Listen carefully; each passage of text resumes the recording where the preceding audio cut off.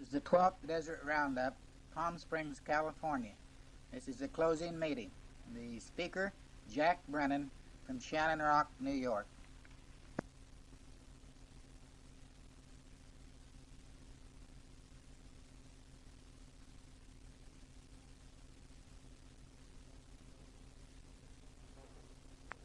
Welcome, Jack Brennan from Shannon Rock, New York, to speak to us.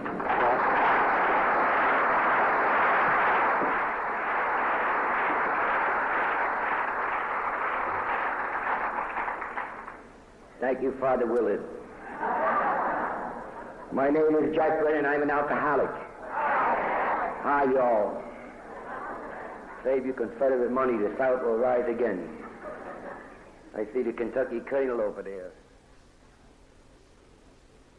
The other night when we had that opening meeting, there was a Lieutenant Stevens here, police department, and I want to report that he's a very religious man. I met him later walking through the back, and he was praying. He was saying, "Oh Lord, please don't let them get drunk."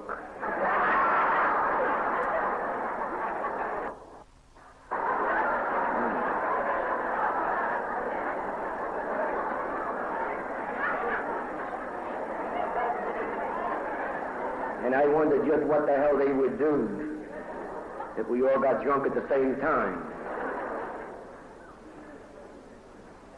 It's always customary to start with a little story so that you don't think that I'm a real square. So I'll tell you a little story about Mary in Ireland. She went up to the priest one night and she said, "Father, he's drunk again." And the priest said, "Oh my God, no." And she said, "Yes, it's true, he's drunk again." And he said, "Mary, I don't know what we're going to do." He said, "Every time we get this lad sober, we've tried every which way. We've tried to love him and feed him and coax him and beg him." He said, "I don't know what else to do." And then suddenly he had an idea. He said, "You know, Mary," he said, "that house that you live in is at the bottom of a little lane and there's bushes on both sides." He said, "Why don't we try and scare him sober?" He said, "Tonight when he comes home, why don't you be in the bushes and you have a big sheet over your head and you jump out in front of him and scare him. Wave your arms about, tell him you're the devil. Maybe that'll do it." So here's this poor soul. She didn't belong to Al-Anon, of course. She's out there in the bushes at midnight. And she's got a big white sheet over her. And she's waiting for himself to come home. And here he comes down the lane. And he's hitting both sides and he's seeing. And she waits till she's about 10 or 15 feet in front of him. And she jumps out. And she waves her arm. She says, I'm the devil, I'm the devil." And he says, "Oh, let me shake your hand. I married your sister."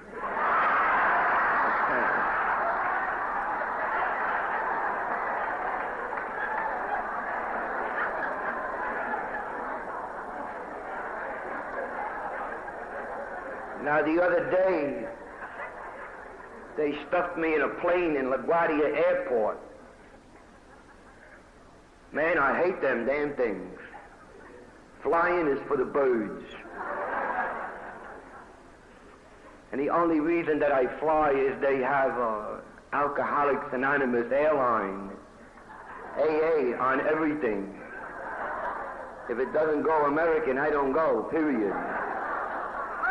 But I know when I'm sitting there and I see AA on the spoons and the knives and the forks and the cups, I say, I'm all right.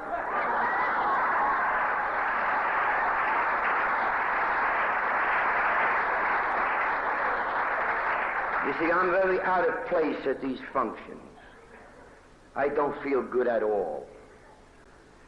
I'm a very quiet individual. I like to sit home with my dog. He thinks he's a cat. He got hit with a car. You ever see that big slob climbing into my lap, you'd scream. But you see, I have had much of this previously, being away from home. And I have a little home now, and I like to be in it. But it's different. Because when I have a call to go to an AA meeting, I go. I don't care where it is. And it's quite difficult. because when I get on a plane, I have to hold my breath. And this is a long way back to LaGuardia. It's a damn fine thing that they stopped at Chicago and Phoenix. I never would have made it out here. But you see, I am a grateful alcoholic. And I come to these meetings because my friend upstairs tells me to come. And I come because I'm alive. And I've been given back my life, and I've been given back so much in this world that I must come. So I stand here today and tell you that I'm Jack Brennan, I'm an alcoholic. And it doesn't make a little bit of difference what my name is. The fact is that I'm an alcoholic and I'm here because I suffer from a very serious and fatal disease. I suffer from the disease of alcoholism. Very misunderstood and very effective. And yet, there are on the outside so many, many millions of alcoholics who still don't know that this is the proper way to live. I brought down some pieces of paper here, reprinted from a Philadelphia newspaper. Not supposed to be reprinted, of course, but so far I've reprinted 450,000 of them. Because I'm convinced from my own experience and from the experience of many other people coming into AA that the most important thing in the alcoholic's life is to know that he suffers from a disease. Because the alcoholic is an individual who roams through the world with 2 feet firmly planted in midair. And that's a hell of a situation. And he hears on one side that he's a moral degenerate. And he hears on the other side that he's a very weak-willed person. And he hears from his wife that he's a very unloving husband. And his children hate him. So he's a very confused individual. And there's nothing much going on the outside that will relieve him of his confusion. It's not until he comes here to Alcoholics Anonymous that they tell him that he suffers from a disease and that he's a sick person. So it's always my hope and my prayer that there will be one individual here today who will benefit by something that I say. And I know that there will be one because my friend upstairs wouldn't send me here if there were not someone here that needed me. So that one individual, you best listen good, because I hate flying.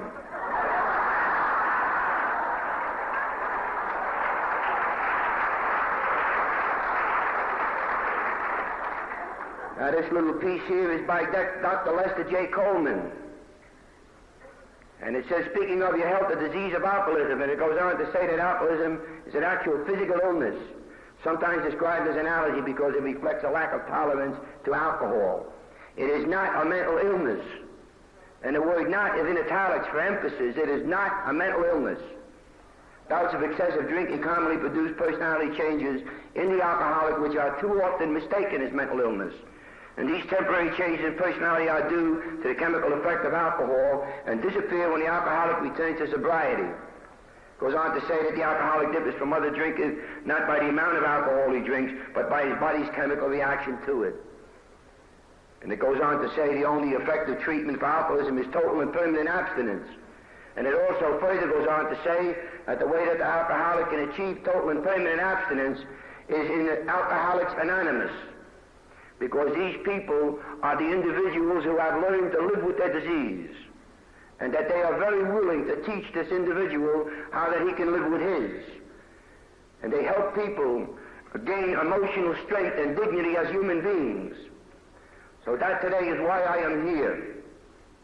To help one individual out there regain emotional strength and dignity as a human being. And for no other reason. I love Alcoholics Anonymous. It has meant my life to me. Everything in this world that I have, own, hope to have, or be, I owe to Alcoholics Anonymous. I take no pills. The only time that I see a doctor is when one of them is alcoholic and looks me up. And then I do my best to help them. And if he can get a little stupid, he can understand me and save his life. So this is the place. And I'm so emphatic about Alcoholics Anonymous because when I came to AA, I had to be sure that I was in the right place. I had seen so much in my day that I was not convinced that AA was for me. And I say that in all sincerity because I went out about it among my friends after I was sober for a little while. And I told them that I was sick, and they said, yeah, we know, in the head. And I went home to my brothers and sisters, and I said, I'm sick. I have a disease. And they said, yeah, I know, in the head. Well, now, if I have a mental illness, I don't belong here in Alcoholics Anonymous. I don't belong here. And it was terribly important for me to belong somewhere. I had no place else to go. So when I came to AA, I had to know that I was in the right place. And if you're new and you're sitting there and you're wondering whether or not you're in the right place, I guarantee you that you are. And I stand here before you and tell you that I am a miracle, without fear of contradiction. I am a living, walking, talking miracle. And everything that I have and everything that I am, I repeat again, I owe to AA. I didn't understand what Dave meant the other night when he talked about tablets. The only tablet I ever knew was what I bought for my children in school to write in. And this is a very important part of the message that I have. AA is the whole and complete answer for the alcoholic. Because some 36 or 8 odd years ago, a miracle happened in this world. Canada calls it the greatest phenomenon of the 20th century because a helpless, hopeless, chronic alcoholic doomed to death in those days as a helpless, hopeless, chronic alcoholic was given a gift. He was unemployable. He had no one in this world to turn to. And out of the depths of despair, he cried out for some help. And he said, if there be a God, let him show himself now. And not tomorrow, not next week, now. Now is when I need you. If you dare, speak up. And the higher power did speak up that day to Bill Wilson. And he gave him Alcoholics Anonymous. He told him to go down below and look in the bed at the wreck they had brought in the previous night. And that if he would go down there and take care of this individual and not leave that particular day, that when that individual got well as he was, then the two of them would leave together and keep each other sober. Not keep themselves sober, but keep each other sober. And this was a humble beginning of Alcoholics Anonymous because they left there that week later together, helping each other, unable to help themselves, but able to help the other individual, and by helping the other individual, return the help to them, and they maintain their own sobriety. I'm here today because of what happened 38 years ago to a very pitiful, helpless, hopeless, chronic alcoholic. He had his spiritual experience, and he was given a gift from a higher power to help all the alcoholics that are suffering from the disease that we suffer from. Now, I was born just like everybody else. I had a mother and I had a father. And I don't know about what you've heard about, but I knew both of them quite well. They were both nice people, and I think for about 6 months they enjoyed me. But about age 6 months, things became rapidly different with me. Because, you see, I suffer from a very real disease. And it manifested itself in me, not the disease of alcoholism, but the predisposition toward it. When I was old enough to remember back, I was born an alcoholic. But as you will hear, that you can't be an alcoholic until you take alcohol into the system. So I was born with all the manifestations of the disease of alcoholism. And I would like to talk just a little bit about the disease of alcoholism. As a good doctor here tells us, a very real physical disease, chemical in nature. It bankrupts us in 3 departments in our lives. The one chemical, physical disease that we suffer from robs us of our spiritual life. It robs us of our physical health, And it enables us to do things that normally the alcoholic would not be able to do. So then we have the one physical disease manifesting itself in three areas: mental, physical, and spiritual. I don't have to tell you about the physical disease of alcoholism. You see the watery eyes, the shaking hands, the puking, the retching, physical manifestation of the disease of alcoholism.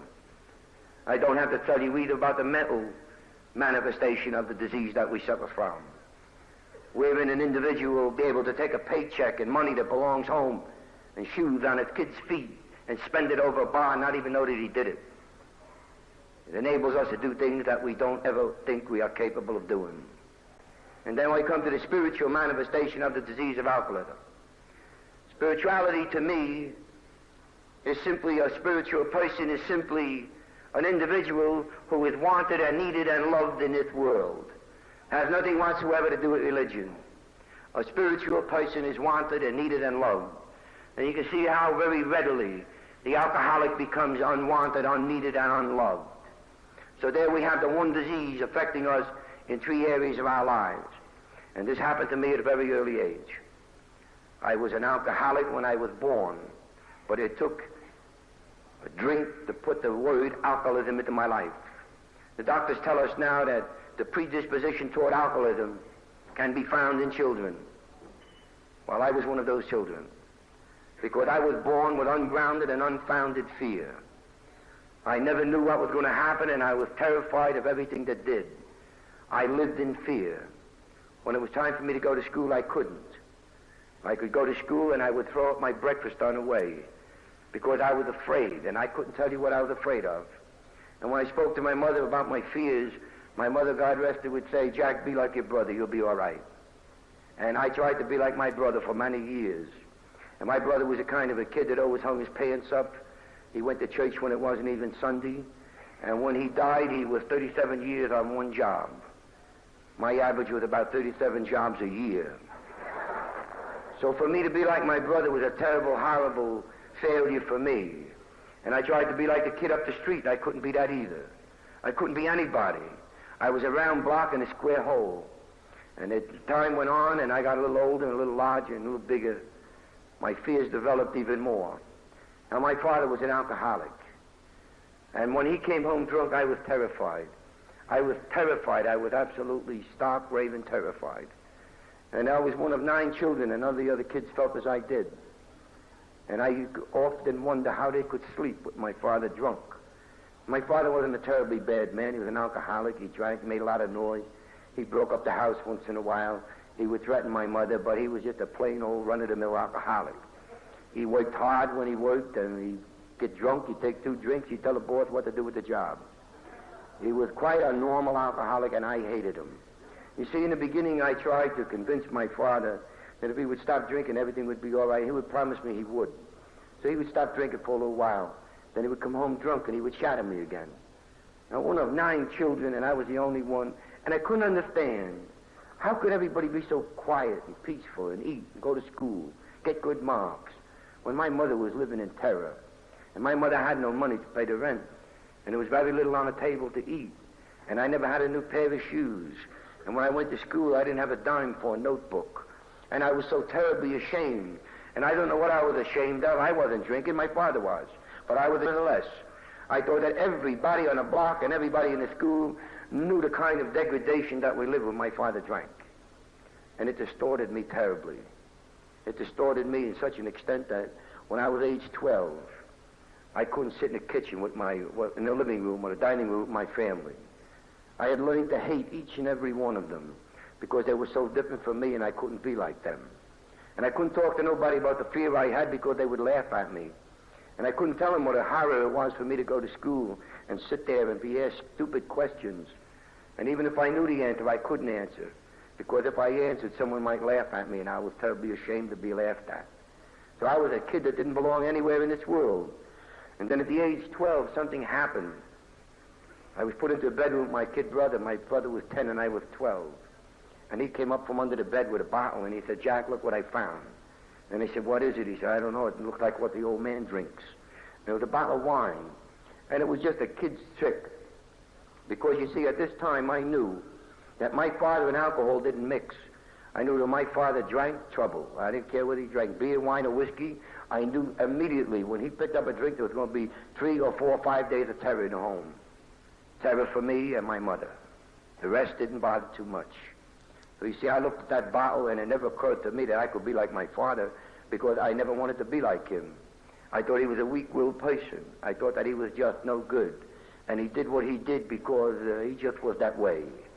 So my brother suggested that we take a drink. And I said, well, you try it first. You see, my mother didn't raise any stupid children. And I wanted to see what would happen to him. So he upped the gallon jug that we had, and he dumped the drink down, and he said, it's nice. He said, it's really sweet. It's very fine. And I took the same bottle, and I thought I was going to get the same thing that my brother got, wine. But I didn't. Because, you see, with my chemical body, what I got was relief from fear that I had known all my life. And in about 30 seconds, I looked at that bottle in amazement. I said, my goodness, what a wonderful thing that is. Because now, you see, I didn't care if my father was drunk. I didn't care if there was no money in the house. I didn't care about nothing. I just felt good for the first time in my life. I could sit down right now. I don't have to go any further. Because, you see, that is the difference between a normal person and an alcoholic. The alcoholic drinks because he gets relief from fear. He gets relief from a feeling of insecurity. He gets a relief from the feeling of being different, not able to do things that other people can do. And I looked at my brother and I said, what do you say, we have another one? He said, you're sure. So he had 2. And when I took my second one, I was 10 foot tall. I could do anything. And I looked out at the world, and for the first time in my 12 years, I felt beautiful. I felt wonderful. And when I suggested to my brother we have a third one, he said no. And I want to tell you something that was over 40 years ago. And if you go out to Lynbrook, Long Island, you're an alcoholic, and you meet a fellow named Joe Brennan, don't drink with him. Because he'll give you the first one, and he'll give you the second one, and then the cork goes in the bottle, and the bottle goes back in the closet. You've had it. Because, you see, he's not an alcoholic. He's all finished, and you just lit the fire. Well, that's what he did to me 40 years ago, and he's still doing it. He has never ever needed more than 2 drinks. But Brother John, different. Because, you see, I took my 3rd drink, and I told him if the Lord made anything better than this, he'd keep it up there for himself. And I believed it. Because anything that could make me feel that good, that was beautiful stuff. Next thing I remember was Sunday morning. And I didn't remember what happened Saturday night. I didn't remember anything after the 3rd or 4th drink. And I had my mother bending over me crying, and she was crying bitterly. And for a person that loved my mother as I did, it was a horrible thing to see. And I sat up in the bed very quickly, and I was startled. And I said, what happened? And I had that terrible gnawing fear in my stomach. Remorse, that it's called. And we people in AA know what that is. Normal people don't know it. We are sorry even when we haven't done anything. Even when we're innocent, we're sorry. I've noticed new people come into AA, they'd be standing with a nice new suit, drinking a cup of coffee, and somebody will knock their arm and spill coffee all over them. They'll spill their coffee over them, and they'll say, I'm sorry. And this is the alcoholic, and this is the remorse that we suffer from. And it's what drives us deeper into the bottle. Because we can't stand ourselves. We don't know what we did or how we did it. And this particular morning was my first experience with remorse. And I looked at my mother, I said, what happened? And she said, Jack, please, one in this family is enough. Don't ever do what you did again yesterday. And I said, what did I do? And she said, you drank almost 3/4 of a gallon of wine. Then you tried to take a bath and you passed out in a bathtub. And your father had to break the door from the hinges and pull you out of the tub, put you in bed, you slept all night. Please, Jack, no more. I can't take more. One is enough. Promise me. And I promised her. I promised her with all the earnestness at my command, and I was a liar.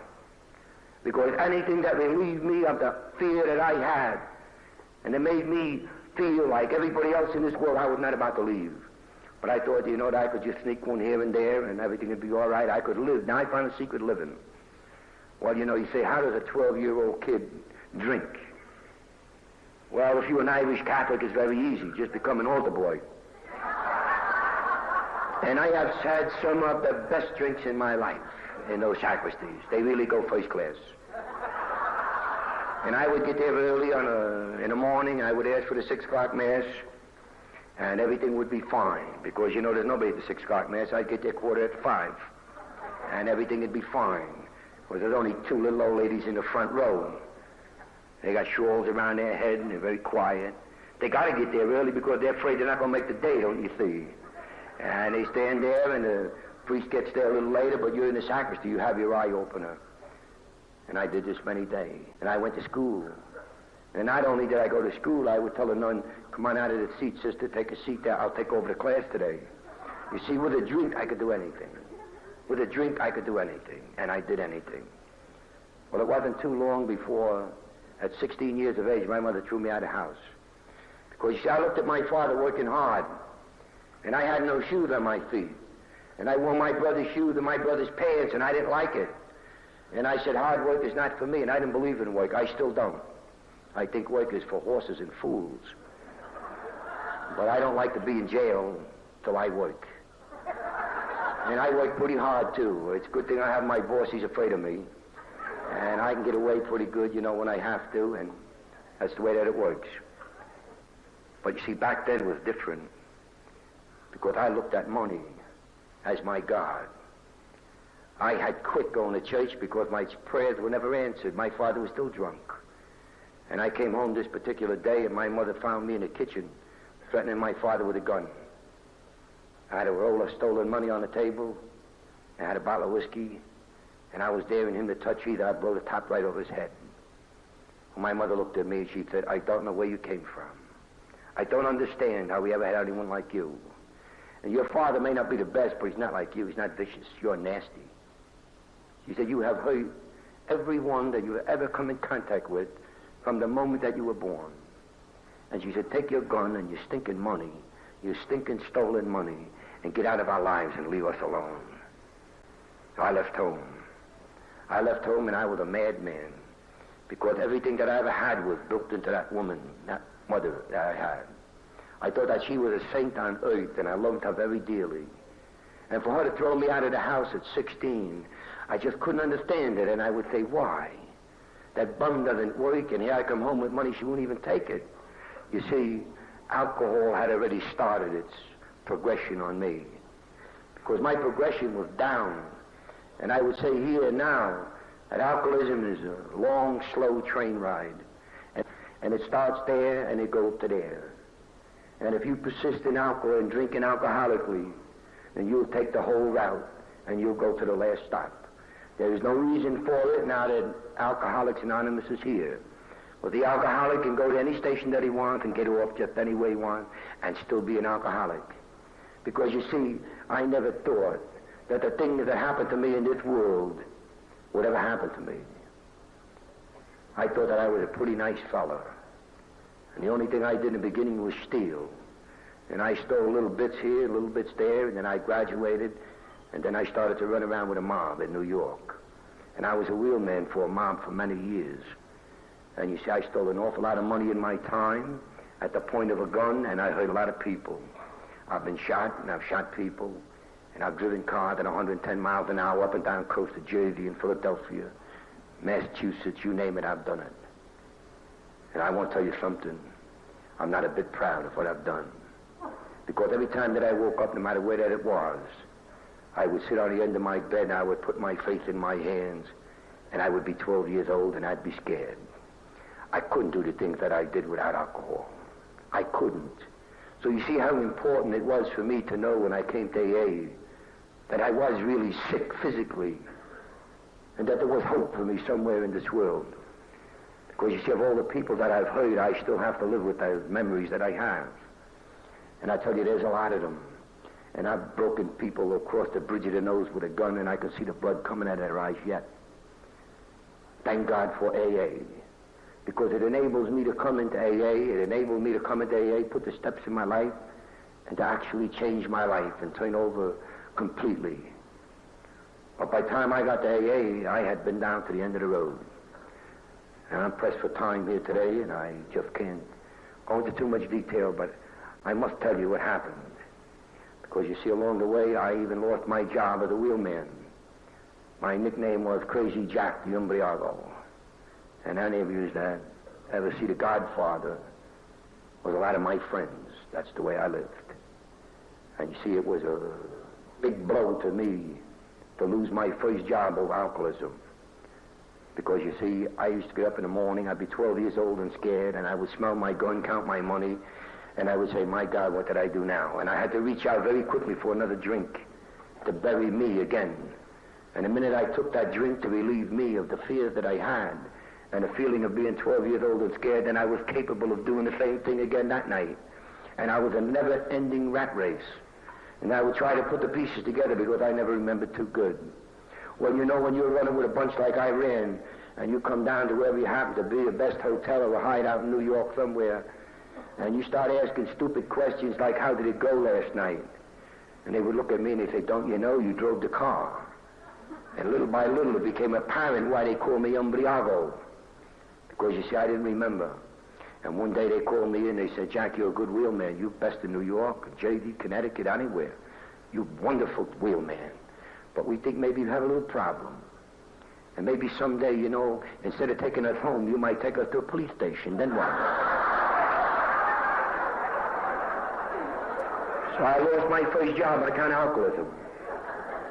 And I went out on my own.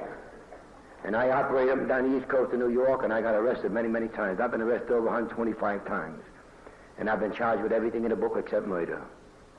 And I'm going to tell you something, I shot a little here and I shot a little there too. And I'm not proud of this, but you see what my problem was, that I always took me with me. If I could have left me home, I would have been all right. But I stuck up some places that were just, you shouldn't stick up. That was it, period. And I used to go in and think it was daytime, and it was nighttime, and I think it was nighttime, it was daytime, and I had a hell of a time, and I never remembered what I did. And you know what the feeling is, stand up before a judge and try and catch what the man is reading, the charges, because you don't know. And when you wake up and you see the bars around, you don't know whether you're in a hospital or in a jail. Horrible feeling. I don't recommend it. And I would like you to remember, too, that each time this happened to me, I was back to being that 12-year-old scared kid. And I used to sit in my cell and I used to promise myself never again. I have to do something different. I can't go on like this. I was not born to be this way. But I went on. And I got married and I had a very lovely wife. She was a very naive and simple girl. Never knew anything about what I did, and I married her and we had a baby, and I didn't work too good, you know. I didn't work at all, period. I stole. And she liked my friends very much. She thought they were very interesting people. I never told her, of course, what they did for a living, and she never bothered to ask me, and she used to run with me pretty good, and we had a ball, plenty of money. But then things changed because I began to realize that I was having trouble with alcohol. And I began to realize that there was something in me that made me like my father, and I didn't want to be like my father. I hated my father. In fact, I had threatened to shoot him on sight. My brothers and sisters had long since given up on me. They wouldn't talk to me, they wouldn't answer the door. If I rang the bell, they were terrified of me. So I was a madman when I drank. And this is the situation. And the only one I was ever gentle with was my wife, because I depended on her for everything. And I would come home, and if I was hurt, she would bandage me up and try and get me a doctor, and if I was sick, she would nurse me a little bit, and she never said too much about my alcoholism because she never knew. I was never home that much. And when I was home, it was more like party night. Let's go out and get drunk. I've been away for a week. So you see, my wife was a very naive, simple individual. But little by little, she learned. I left home, and I went to sea. And I went to sea in order to get away from my wife. Not that I didn't love her very greatly, I did. Not that I didn't want to be the husband that she expected, but I couldn't let her see me getting up in the morning. I was ashamed. I knew there was something wrong with me. And I was getting more like my father every day, and I didn't like it. So I was going to give this thing a good fight, a good battle, and I did. I beat myself right into the ground trying to beat booze. You see, because I went to sea and the war started, I had a lot of trouble in the war, and I came home finally after the Normandy invasion. I came home in a hospital ship after being in a coma for 16 days. And I was in a coma for 16 days because I'd been beaten to a pulp. I went into a prisoner of war stockade. And I took on about 5,000 German prisoners of war. It's kind of a stupid thing to do now that I look back at it, but it seemed to be a good idea at the time. I did that because that particular day my booze deserted me for the first time. I drank myself sober. And any alcoholic that's sitting here will know the effect of drinking yourself sober. You pour it in like there's no tomorrow, and the more you drink, the more clear your head becomes. A very unusual phenomenon. But it happens. It happened to me, and I went completely berserk because booze wouldn't deaden me anymore. And I couldn't go down and do my job in the engine room of a ship. And I went into this prisoner of war stockade. I was beat up quite bad. I was in a hospital for 2 months, and then the doctor told me, no more war for you. Go home. You're a hero. I wanted to kill him, because now if I went home, my cigarette would be out. So I argued and I fought, but I went home. And now this woman, this naive, simple woman, her education started. Because I walked into a house where there was a baby and her, and I asked for booze. And she said, what are you talking about? I said, whiskey, booze. And she said, Jack, I live here with a baby. I have no booze. And I said, well, go down and get some. So she went down and got some, and a couple of 3 hours later, she performed that feat again. And she began to look at her husband with different eyes, but I didn't care no more. Now it was a struggle for survival with me, and the only way that I could survive was to drink. So I drank around the clock. I drank morning, noon, and night because I couldn't leave it down. If I left it down, I would die. I was sure of that. So this went on for a little bit, and then she said to me, Jack, you're having trouble with alcohol. And I said, don't even talk about it. Because you see, along the way, people have tried to help me with alcohol. And everybody that tried to help me, whether it be a priest or a social worker or a minister, whether it was a prison or a hospital, it didn't matter. They all tried to help me, but they all started with the same thing. Stop drinking, we can help you. I said, go to the devil, because I can't stop drinking. You talking to somebody, help me with my drinking, but don't ask me to stop because I can't. I can stop breathing easier than I can stop drinking. I'm one of those peculiar people. I thought that I was all alone in this world. I'm one of those peculiar people that couldn't live without a drink, not for even 2 hours. Well, my wife was a very determined woman, and she went out one day and she inquired here and there. I don't know where she went, but she found out about Alcoholics Anonymous. And she came home with this big book, and she gave it to me. I looked at the title and I threw it through the window. And I told her that she would follow it if she ever mentioned it again, because I am not an alcoholic. An alcoholic is that bum that my father is. I'm not an alcoholic. But she was determined, and she was learning fast. And one day I got up and I went down to my favorite bar, and I ordered a drink, and the guy said, no good, get out, quick. I said, what's the matter? And he said, your wife was here. And she said, if I give you even one drink today, she's going to bring my bar down.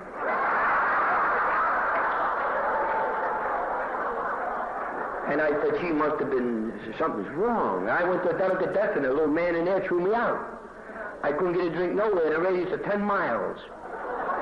So I went back home loaded for bear, and I said, what did you do? She said, I fixed you, didn't I? I said, yeah, you fixed me all right. I'm going to fix you. She said, now wait just a minute. You want a drink? I said, yeah, I want a drink. I got to have a drink. And she said, well, you get on the subway with me. You know what it is to get on the subway when you're an alcoholic? Man, you got to ride through a long tunnel, and you wait for that damn thing to stop halfway, and you die 1,000 deaths. So I got on the subway for a drink. And we went to New York, and she bought me another one and shook me up so bad. And she said, now we're going into that church. I said, Protestant church? What, are you out of your mind? I'm an Irish Catholic. Of course, I hadn't been to church in 20 years. I was wanted in 4 states, but I was an Irish Catholic. In fact, when I stuck you up, if you weren't an Irish Catholic, you didn't even get car fare. Nothing.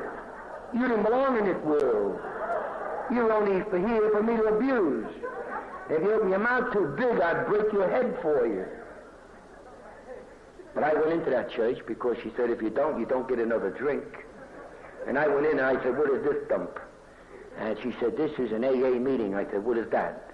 She said, they're going to help you. I said, oh, they're going to help me like everybody else helped me. And I said, all right, I'll sit in the back and I'll listen, but they better help me quick, because I can't stand too much of this.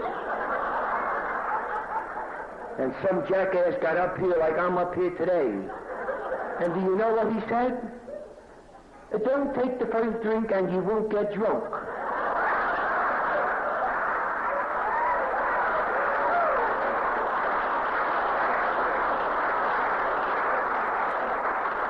Go to New York to hear that for.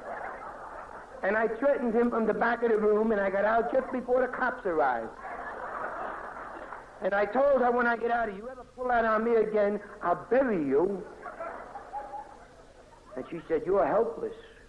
You're hopeless. I'm trying to help you. You won't even listen. I said, get away from me.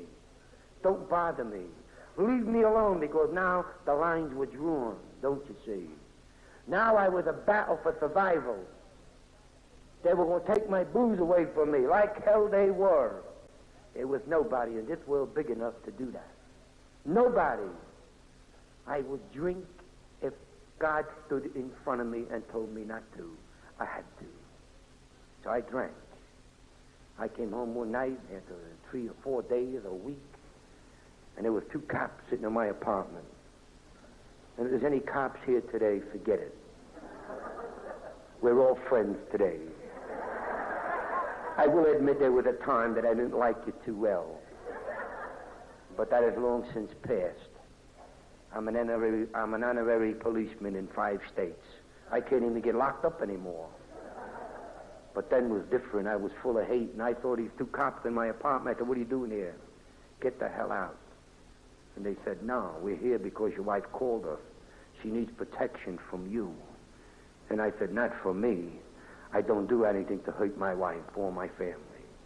And he said, take a look at her throat, buddy.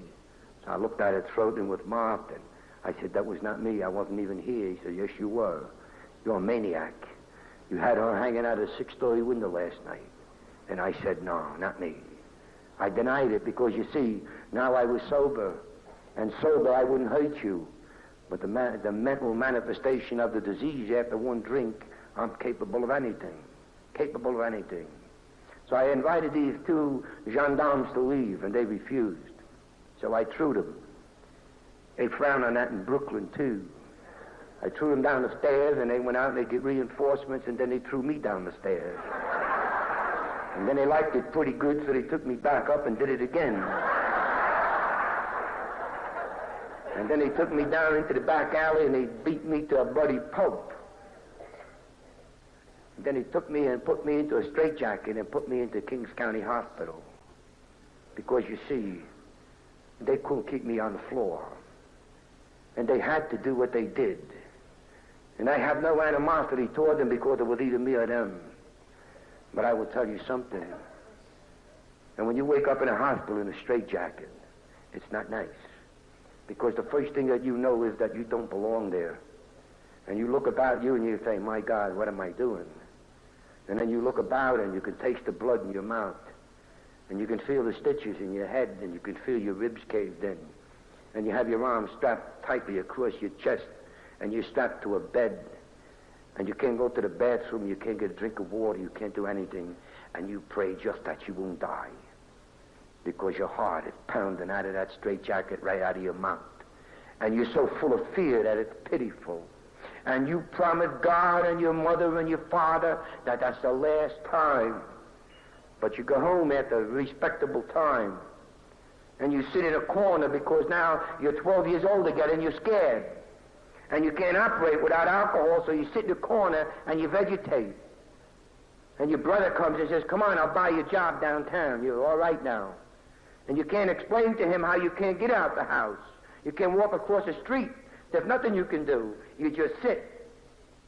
And your sister comes and she says, my husband is working 2 jobs to support your family. Why don't you go out and get a job? And again, you have to sit like Dinny the Dunce, and you can't explain to nobody. You can't move. And if the phone rings, you go through the ceiling. And if the kids cry or holler, you get upset because you can't stand it, your nerves. And all the time you're saying, what's wrong with me? And how can I live this way? And you can't, you know it. So the end comes and you say, please give me $1. Give me $1, for God's sake, give me $1. I have to get 1 drink.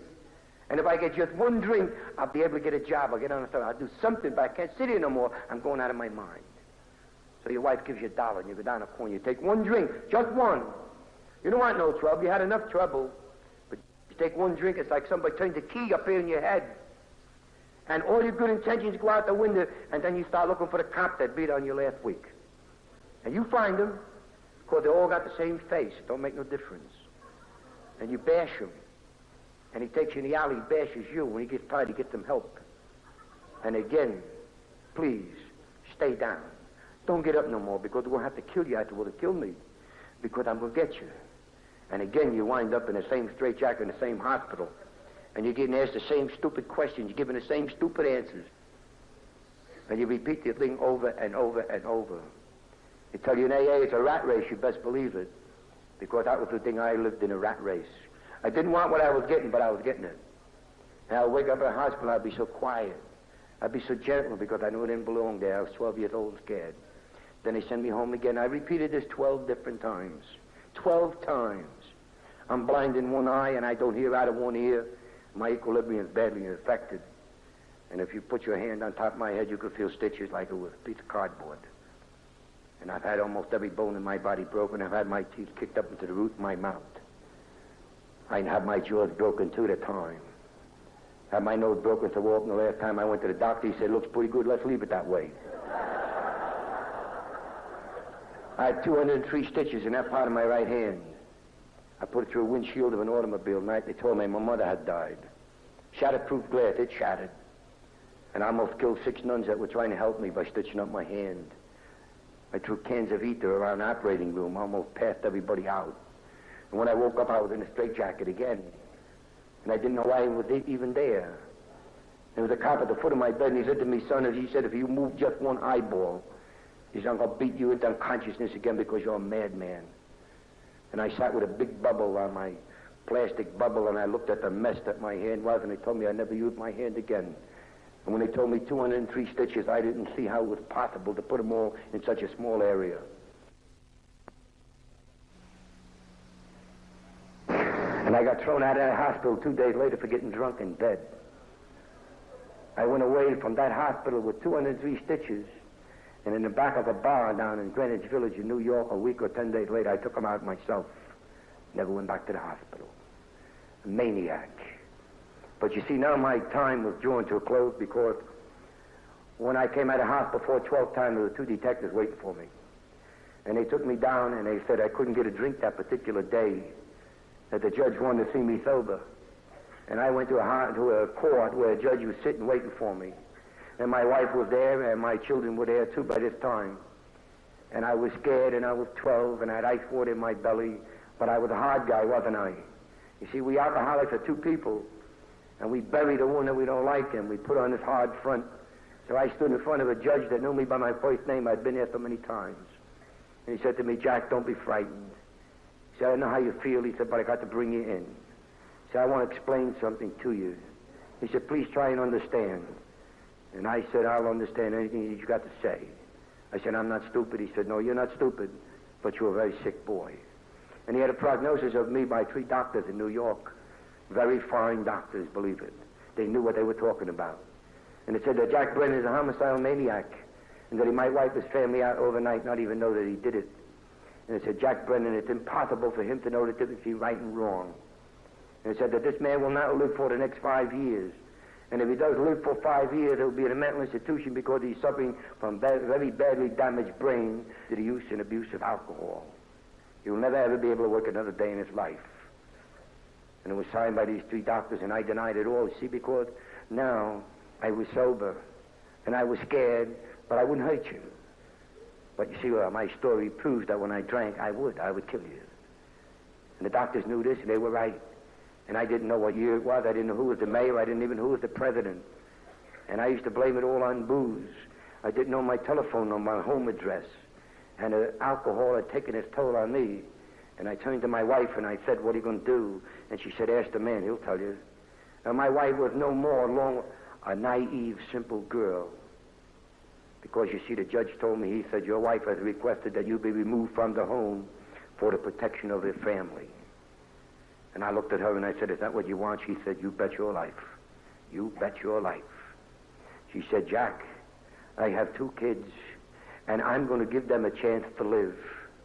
And she used almost the same identical words that my mother used. And she said, you've done nothing but hurt everybody you come in contact with, and we're going to take no more from you.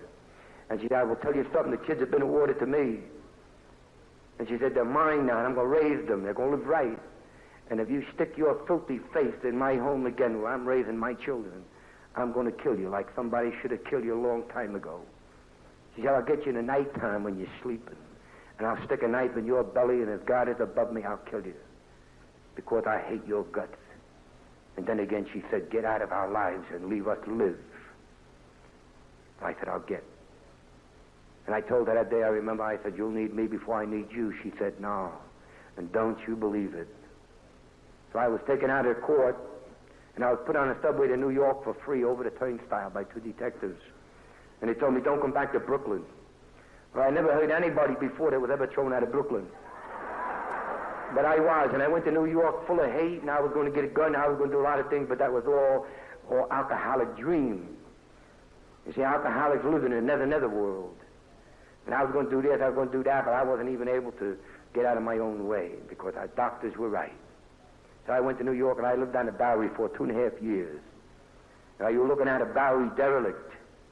And I want to tell you something, I was just as filthy and dirty as any Bowery derelict ever was, and I had body light, and I had hair down the back of my neck, and I got hit with cabs, and I fell down cellar stairs, and I was full of blood and puke and vermin, and I didn't even feel a thing.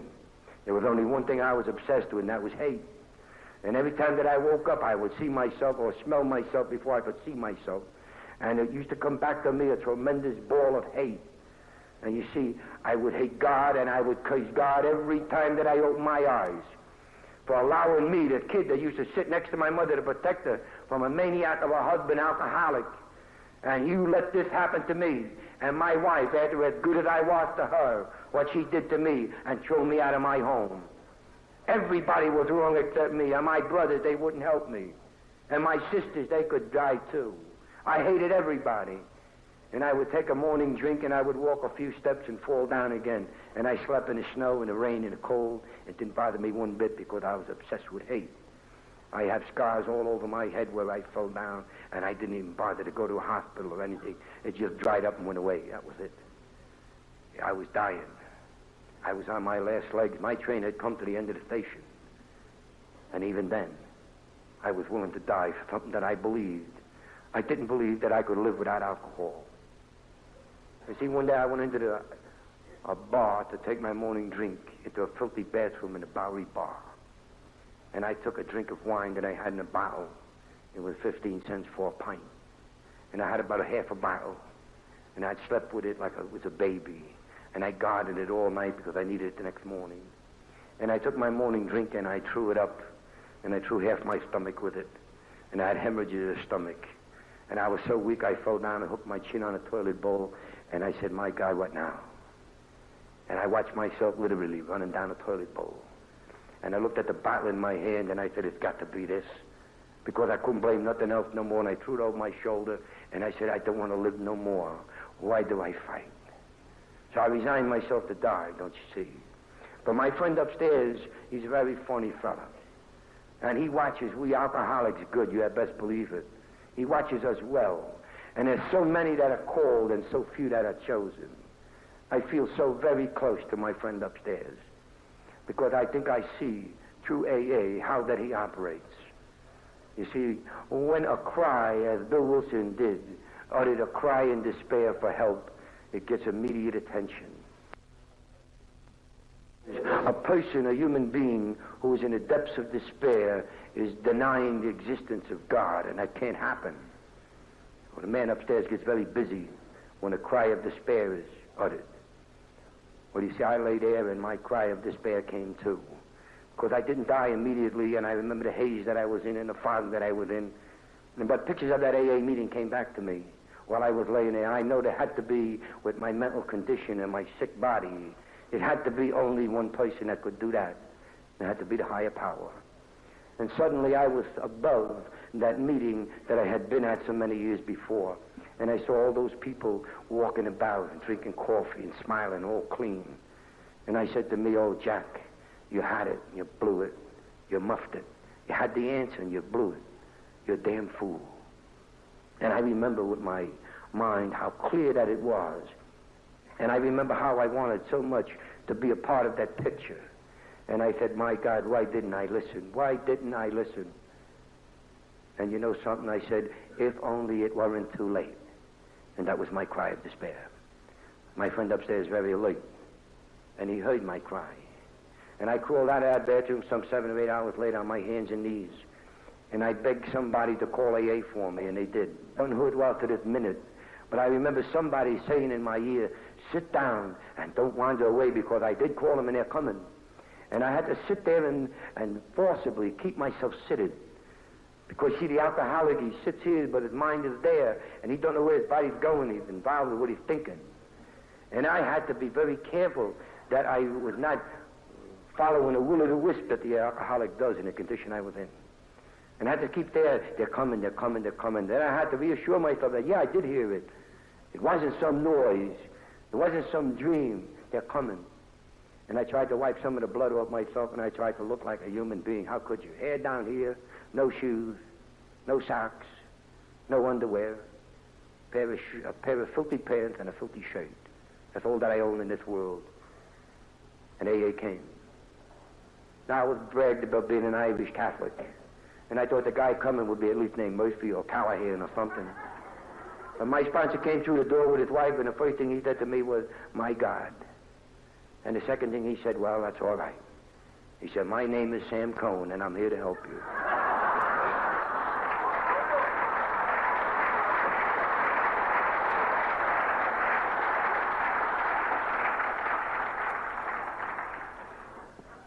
You new people, when they read that preamble, listen good. No religion in AA. Because this little beautiful man, Sam Cohn, and his wife, Jean, they stood there and they looked at me, and I looked at them. Jean was not an alcoholic, but Sam was, and all she could do was hold her hand over her mouth. She was so terrified. She had never seen anything like me. And Sam told her, he said, it's all right, Jean. He's an alcoholic. And he said, do you want to come with us? And he told me something that I longed so much to hear. He said, if you come with us, Jack, he said, you don't have to drink no more, and you're going to be all right. Now, either this man was an idiot, he was the biggest fool that walked on the face of the earth, because he flew directly in the face of 3 very scientific and very right doctors. Or he was either a fool or he had a secret. I know he had a secret. Because, you see, he had been in AA, and he had been down where I had been. Not quite as far, but he had had his bottom. And he knew the power of Alcoholics Anonymous. And he knew where it came from. And he said, without fear of contradiction, you come with me, and you don't have to drink no more, and you'll be all right. So I came with him. And he was right. Because that was 25 years ago. And I had 25 years of living.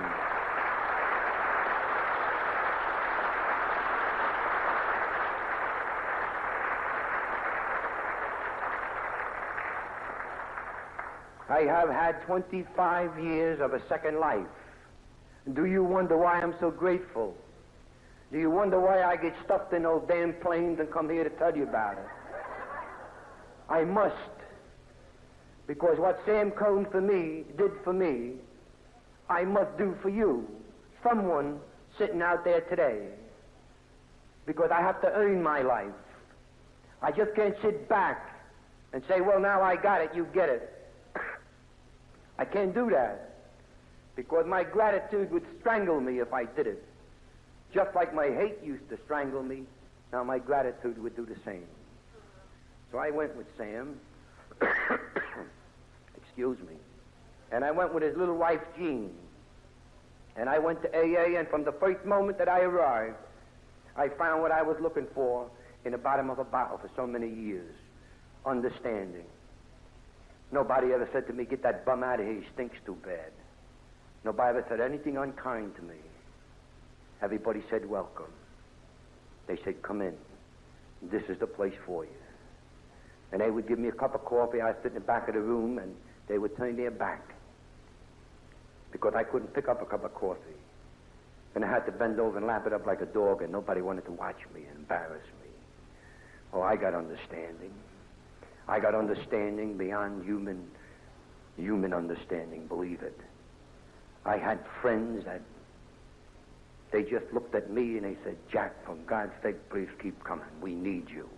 And I couldn't understand them. You see, all my life I had been told to be like somebody else, and these people said, no. And don't be like somebody else. Jack, be you. And then we can help you. Because if we know you, we have the answer here for any problem that you have. So for the first time in my life, I could be myself. And when I heard, I told everybody I heard. And when I didn't understand what was said, I don't understand. And they were very patient and kind, and they told me over and over again the same thing. And then one day they said to me, Jack, we love you. And I said, why would you love me? I don't understand. And they said, well, Jack, we love you because you're an alcoholic. Now I ask you in all sincerity, has anybody before AA ever loved you because you were an alcoholic? No. No. The most loving wife will tolerate you, and your parents will love you in spite of your being an alcoholic. But nobody ever loved me before I came to AA because I was an alcoholic. So I learned to live. And I was taught by a little Jewish man so much that I loved him just before he died. I loved him like my father. He could do no wrong. He knew and I didn't. You see, because I had a little room and they let me wash dishes, and one day they told me that I was growing spiritually. They said, how do you figure that? Well, you will understand what I told you, what spirituality is, those that are wanted, needed, and loved. Well, I was wanted, and I was loved, and one day they told me that I was needed. How do you figure that? And he said, well, Jack, you're very useful. You see, every time that we get a new individual into the group, we sit him next to you, and we tell him to watch you, and that if he keeps drinking, he's going to get like you. So now, sick as I was, my spiritual growth had started, and I was so happy. They even let me wash dishes. And 2 weeks after they let me wash dishes, they went to paper cups because I broke so many. But they never hollered at me. And I lived beautifully. I got a little job. And everything worked out well for me. And I was just as happy as I could be. I had my group, and I couldn't hear much, and I couldn't see much. And I couldn't understand much, but I could feel inside the love that people had for me. So I kept coming. And if I didn't get another nickel or another dime anywhere in this world, I was happy with what I had. But you see, my friend upstairs has different ideas. And I was sober for about 2 years or 3, when one day my wife came to a meeting. And I told her, I said, hey, if you louse this up for me, I'm going to have a lot of trouble with you. This is the only thing that I got. Don't louse it up. I told Sam Cohn, I said, keep an eye on her. She's up to something. And you know, he told me, he says, boy, are you stupid. Boy, are you stupid. I said, yeah, I may be, but I'm not that stupid. And you know, she told me that night, she said, Jack, I don't hate you. I'm so happy that you're sober. And she said, I just have one thing to ask you. She said, you paying money for a room? And she said, I have a couch in the living room. Would you like to come home and sleep on a couch in the living room? And then you could pay me what you're paying for a room, and I could use it for the kids. They're growing up. So I said, sure, I'd do that. So I went home and I slept on a couch in the living room. And I was in heaven. I could watch my kids going to school in the morning. I could watch them when they came home. If there's anything left in the box when I come home from my meeting, I could eat a little bit. I didn't sit with them. I didn't eat with them. But I was home, and I was just so happy. And then, you know, one night she said to me, Jack, isn't that couch getting a little hard? And I said, no.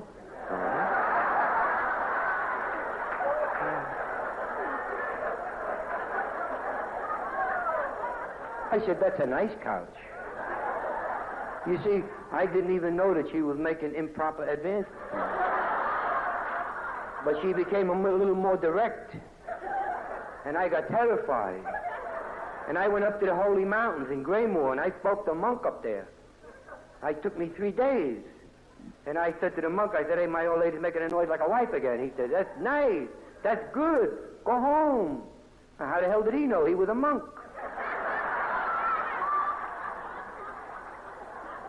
So I went home.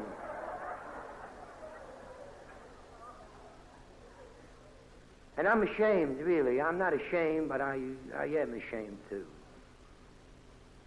I had a terrible time. I had a terrible time. It was so hard, could you believe it, for a man, a full-grown man, to take his rightful place in a home. My little daughter had to teach me how to eat with a knife and a fork. She had to hold my hand while I learned to cut meat with my hand. And my son used to bring me my pipe and my tobacco and my cigarettes because I would forget them all the time. And I didn't remember where I had put them hardly ever. And he would take me to the door and he would say goodbye to me and make sure I knew where I was going. And my wife, she'd take me down the basement when the kids were in bed and sit me before a big mirror and teach me how to speak. Because my jaws were busted up so bad, I couldn't speak without spitting all over everybody, and nobody could hardly understand me. These are the things that I'm grateful for. These are the things that my friend upstairs gave me for free. I didn't work for. I was satisfied to live a few years and die sober. I would have been very happy. But you see, it's because the alcoholic asks for so little that he gets so much, because God, the higher power, is so much more magnificent to us than we would be to ourselves. And if we only leave it to him, he's so much more generous than we would ever think of being. He gives us what we don't even ask for. So don't ask for nothing, as they tell you in AA. Turn your life and will over to the care of God as you understand him, and leave the rest to him, a very generous and beautiful man. I went to Sam Cohn one day, and I said, Sam, I have so much. I owe you my life. He said, you owe me nothing. You're stupid Irish. And I said, oh, it's a good thing you're so small, because I would stomp you into the ground. And he said, Jack, when are you going to learn? What I did for you was done for me. And the guy that did it for me had it done for him. And if you take it all the way back, you go to Bill Wilson, and he had the higher power do it for him. So he said, you owe nothing to me or anyone else in AA. You owe it to the man upstairs. So if you want to say thanks to anyone, you thank him. I said, Sam, that's dirty pool. I said, I haven't speak to him. I've cursed him every day before AA. I said, yeah, I'm not on speaking to him. He said, that's your bag. You straighten that out, not me. He loves you very much, Jack, because he sent me out to get you. And he said, now that you're here, what are you going to do? He said, you have to make your peace with the man upstairs, because you owe him everything that you've got. And he said, if you're truly grateful, you'll do it. And I said, tell me how that I do it. He said, you talk to him like you talk to me. Then he said, no, wait a minute, you better clean it up a little bit first. So that night I walked home instead of riding the bus. And I spoke to my friend upstairs all the way home, and I told him, hey, friend, I haven't been doing too good up till this point. But I said, I'll tell you what I'm going to do. If you tell me what to do from here on in, I'm going to do it. Because I think you are the best thing that ever happened in my life. I'm going to do the best that I can do in this world. You just tell me and point me in the right direction. That's what you've been doing for 25 years. And you know, some days I say to him, well, all right, I'm going to do it, but I don't think you're right. And I said, if you're wrong, don't come crying to me about it. But I'm going to do it. And you know something? He's always right. Never wrong. Well, I'm going to get finished here pretty sudden. I don't like to talk when I'm not supposed to be. But there are just a few more things that I have to say. You see, my wife, beautiful woman, and I picked a guy up one night out of the gutter, but my wife was of a different religion than I was. My children weren't baptized. And I had no ever thoughts of ever being able to change his picture. I had accepted the things I couldn't change. I picked a guy up out of the gutter one night, and I took him home because he had no place to stay, and I threw him in the house, and I told the wife, I said, keep an eye on him. He said, I won't hurt you. Give him plenty of coffee. I'll be back. I got to go to work. So she watched him and gave him coffee, and he sobered up. And he turned out to be very religious and very well studied in Catholicism. And while I was out working and she was feeding him coffee, he was teaching her about religion. And one day I came home, my wife said to me, I'm going to be converted and I'm going to join your church. So there was a miracle again, all by herself, never a thing that I did. So she went up to church and she was converted. We were married on the altar of RLPH in Brooklyn. My two children backed us up, and right after the wedding they were baptized. My biggest problem had been removed. Now I could go back to church, my wife with me, my children too. And then one day I said to the man upstairs, I said, you know, it's a shame I never raised a kid, and I love kids. And 2 weeks later, she said, I'm pregnant. I said, man, you worked quick. So now I had 3 children, not 2. And my youngest boy is a National Merit Scholarship winner. And he goes to Haverford College in Pennsylvania. And he came out in the top 0.5% of this country. And a very beautiful, gentle boy. I thank God for him. My daughter has made me a grandfather. She married a lawyer. I told her she didn't have to marry a lawyer, but she did. I don't even get a ticket anymore. What the hell I need a lawyer for? So she married this jackass, and what am I going to tell you? And my oldest son, you see, he was 18. He graduated from school with honors. He won the French medal. Very lovely boy, 6'3", black curly hair. But he's an alcoholic. My father an alcoholic. I'm an alcoholic. My son an alcoholic. Doctors tell us that the disease will appear 4 times to 1 more readily in a family where there's a history than when there isn't. So there's nothing unusual about my son being an alcoholic. The thing that's unusual about my son being an alcoholic is that he had gone the same route that I went. And he started at 18 when he graduated from school and joined the Marine Corps. And it's been my own happy privilege to see him, visit him in a state prison doing a year flat. He stuck up joints. Done a lot of nasty, horrible things, but he's my son. What should I do, to make excuses for him? No. The only thing I can say is that he's an alcoholic. And that he drinks, he can do things that he's not normally capable of doing. So you see, for 10 years, I've watched my son go down the drain. And I had to take my wife, because she again reiterated what my mother had said. She said to me about 4 or 5, 6 years ago, Jack, why does your friend upstairs inflict 2 on me? 1 is enough. And I said, I don't know. I don't know, Roz. I don't understand why, but why don't you ask him? So she did ask him. And the answer came back loud and clear. I can't tell you when, but if the boy wants AA, it's there. Don't worry about it. Leave it in my hands. So I left it in his hands, and my wife did too, and we raised our other 2 children best we could, and always prayed for the boy. And you know, at Christmas time, this past Christmas, my son called me from Rochester, New York, and he said, Pop, I want to come home for Christmas. He said, I want to bring my wife. I didn't even know he had one. He said, I want to bring my baby. I didn't even know he had that. And I said, Joe, you're not welcome in this house unless you're sober or intend to go to AA. It's the only way that we can tolerate you. We have to live too, and we can't live with you. He said, Pop, I want to go to AA. I've had it. I'm sick and tired of being tired. I said, stay to the post office or go to the telegraph office.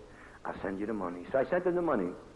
And he came home, my son came home, and he'd come home from college, and everything was fine. And we had a beautiful Christmas. My God, it was the best Christmas we ever had. All the packages were wrapped on time. No last-minute shopping. Everybody was happy. Nobody hollering at each other. The kids didn't fall down the stairs. My wife was delirious with joy. And when they all went home, you know, she said, Jack, your friend upstairs is so right, so good. And she said, I love him more every day, just like you do. I said, I told you, I have only the nicest friends. And she agreed. Well, you see, I was going to Midland, Texas. My son was in AA. I was going to Midland, Texas. My wife was happy. And on 20th of January, I got tremendously upset. I was due to leave on a Friday. I was going to stay Friday, Saturday, and Sunday. And I got terribly upset, and I couldn't understand why. I know now it was my friend upstairs gnawing at me. He was alerting me, and I didn't know it. And I came home, I said, I don't feel too good. She said, well, the moon isn't up there. I don't know what's wrong with you. So I said, well, I don't know either, but... She said, well, when you have a good sleep tonight, they'll be better tomorrow. So I got the next day, I was worse. That was Thursday. So I went to the airport, and I didn't go to work. I went to the airport, and I had a big argument about my tickets, changing them so late, you know, from Friday to Saturday morning. And when I come home, I told her that, and she said, Jack, you shouldn't have done it because now you only got an hour between getting off the plane and the banquet. I said, I don't care. I just got to stay home. I don't know why. I just feel bad. And that night, you know, Friday night, instead of being in Midland, I was home. And I went into my bed about 11 o'clock. My bag was packed. She had packed it, and she was teasing me. She said, Ma, you look so sad. Why don't you cheer up? I said, Rod, I can't. I don't know what's wrong with me. I said, but you go to bed, hon, and everything will be all right. I'll get to Texas tomorrow, and everything will be fine. I'll be back Sunday night. Well, that night, you see, about 1:30, she woke me up, and she said, Jack, I can't breathe. And, you know, I every night I put my head on a pillow, I hear the same thing. Jack, I can't breathe. And I got out of bed in a stupor, you know, and I looked for her behind the door where she was sitting, and I said, what's wrong? And she said, I just can't breathe. I don't know. And I helped her breathe, and I took her downstairs, called an ambulance, put her in the ambulance. I followed the ambulance to the hospital, and she died that morning at 5 o'clock, January 22, 1972. And a lot of people will say to me, well, why are you so happy? Well, I'm not happy because my wife is dead. I'm not happy because I'm alone, because I tell you something, they buried her for me when they buried her. And she taught me everything that I know. I would never have been able to help anybody in this world had she not told me. And she taught me so many things. We lived together so good. But I tell you, I am the happiest man in this world. And I went outside that hospital that morning at 5 o'clock, and it was bitter cold, and I had forgotten my coat. And I said to my friend upstairs, I said, I don't know why. I said, but you've been awful, awful good to me. You gave her back to me for 25 whole years. I can't fault you now. And I said, you must need her up there awful bad if you need her more than I do. And I tell you, I accept the things I can't change. And I do have the courage to change the things that I can. And AA has taught me to have the wisdom to know the difference between the two. So I'm here tonight, and I'm going to tell you again, loud and clear, I love AA because it's a tremendous manifestation of my friend upstairs. It's his way of working among we human beings to do his will. And they tell us every time that we read these traditions and steps, the steps are the things that strong men climb towards spiritual perfection and never achieve it, but the fight and the struggle is what makes it worthwhile. So I can move a mountain with a spoon, and I have enough faith for everybody sitting in this room and any other room. And I'll say the same thing to you today, what Sam Cohen told me years ago. Jack, you come into AA, and you don't have to drink no more, and you'll be all right. That's a guarantee from a higher power that loves you very greatly, very greatly. So if you're sitting out there and you're this way and that way, and jump in with 2 feet, and I would say this to you, that if I can do it, you can do it too. Morning I got up and I opened my eyes and I said my little prayer. It's called Secret. I meet my God in the morning when my day is at its best. And his presence comes like sunrise, like a glory in my breast. Although Lord, that presence lingers, and although Lord, he stays with me, and we sail in perfect calmness over every troubled sea. So I think I know the secret lane from many a troubled way. You must seek him in the morning if you want him throughout the day. I wouldn't put my feet out of the bed until I had that little prayer. Because 25 years later, I'm still an alcoholic. I suffer from the same physical disease, and I take 1 drink, I'm dead. So I have to necessarily in the morning know who I am and where I'm going. And I don't know this until I take 1 look at my friend upstairs and say thank you for this morning. I'm going to do the best I can today. Not much more I can tell you. And I would just thank everybody for being so kind to me while I've been here. And I would like to leave you with a little blessing that I love so well. May the roads rise with you, and may the wind always be at your back, and may the sun gently warm your face, and may the rain softly fall on your fields. And until we meet again, may the good Lord hold us all in the hollow of his hand. Thank you, and God bless you.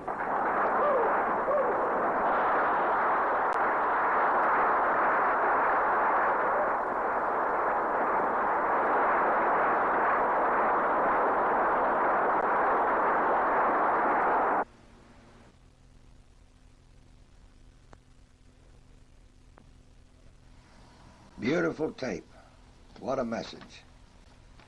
And there's a little tape left on this cassette, so I'd like to close it up with something gal gave me down Searchlight, Nevada, in the middle of the desert. We were down there at an anniversary here a year ago. And this more or less describes me as a member of this beautiful fellowship and how it works for Charlie. Utter confusion, misery and pain, humility, remorseful and ashamed, dreading to face the light of each day, not wanting to hear what people would say. Like, where's your willpower? Where's your pride? They don't understand that deep down inside. I wished I knew the answer to give and how to find the courage to live. I had taken the pills they told me I should. I tried all the cures, but they did no good. I made many promises and meant them too, but the compulsion is to drink is stronger than you. One day a friend happened to say, I know the answer, I can show you the way. All it takes is an open mind. Believe what you hear from your own kind. I went to a meeting and they read chapter 5. The steps made some sense and hope was revived. I saw living proof of what fate can do. It worked for them, why not for you? One day at a time they told me to live. They said easy does it and learn to forgive. Be humble, be honest, and help when you can. Pass on what you learned to a new man. I heard them repeat the Serenity Prayer, and I soon realized all my answers were there. Now when some can miracles be, may I always reply, take a look at me.